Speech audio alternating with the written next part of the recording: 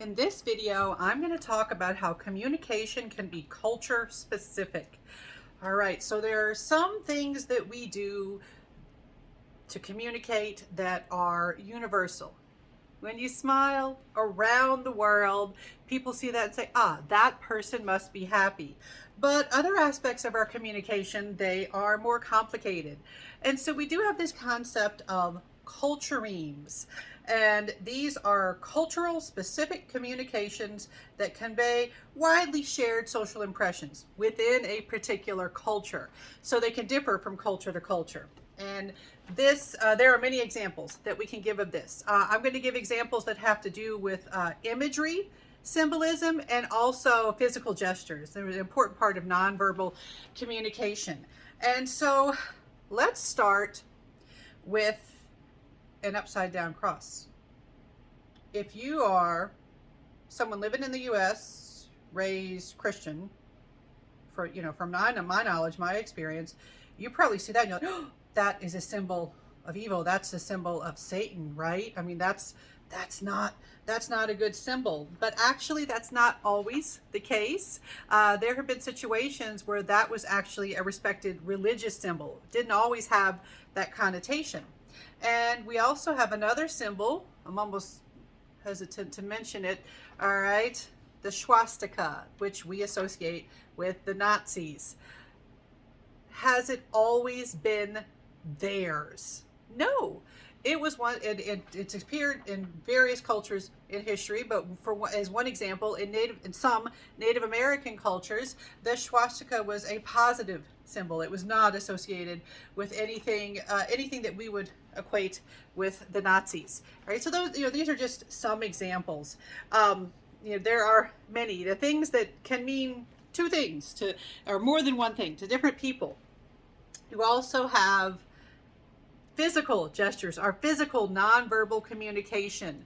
All right, so one example I like to give, what does this mean?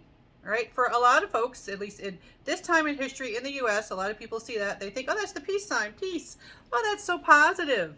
But the President of the United States, George W. Bush, one time he went to, I believe it was Australia, and he went to give a talk, and he went and gave the peace sign, and they were like, oh, the President of the United States just gave us two fingers. That's my horrible accent. Please forgive me. In other cultures, like Britain, Australia, two fingers is an offensive symbol. It's like the FU symbol. It's like, it is not, it's often more like, forgive me if you're from one of those cultures. I'm about to do the offensive symbol, but it's more like that than like that. But still, it's got different associations. Also, here comes another offensive gesture. I'm sure you can handle it. When I teach live, oftentimes I'll just walk into class and I'll be like, all right, folks, what's your reaction when I do this? And some students are like, oh, how dare you? And I say, well, there are some places where you do that. And they're like, what are you doing? That's nothing. Something wrong with your finger? Is your finger hurt? Did you lose a ring or something? Why are you showing me your finger like that?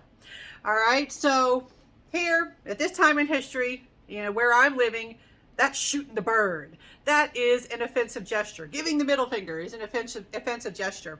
And there's actually a good episode of a TV show, Flight of the Conchords. You may or may not be familiar with it. It was, it aired in the 2000s. And so it's just, it's been around just long enough that some of the younger folks watching may not be familiar with it. Go and look for it. See if you can watch it. Oh, it's a great show. I love that show. Love Brett and Jermaine.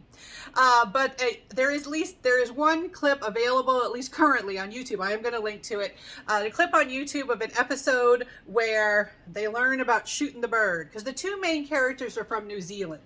All right, so different culture.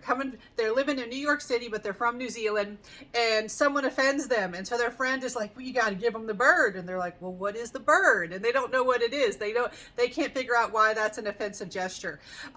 It's hilarious. Watch the clip from Flight of the Conchords. All right, some other examples. All right, what do we go like that? All right, I grew up thinking that meant okay or a-okay. In some cultures, if you do that, that means a-hole. So you don't want to walk around going, hey, all right. Also, recently, it has come to my attention that there are some folks who are saying, or at least claiming, that people are using that as a symbol for white power because it kind of looks like a W and a P if you look at it the right way. Really hoping nobody freezes a frame from this video saying that Dr. Sohr-Preston is in the white power. All right, but anyway, symbols can mean different things, is the point, is the purpose. So one tricky thing with our nonverbal communication is, for it to be effective, people have to understand what your symbols mean. So when we're using hand gestures for nonverbal communication, we have to use one that people are going to understand what it means. Like in nerd culture, you go around, you do this, live long and prosper, Dr. Spock from Star Trek.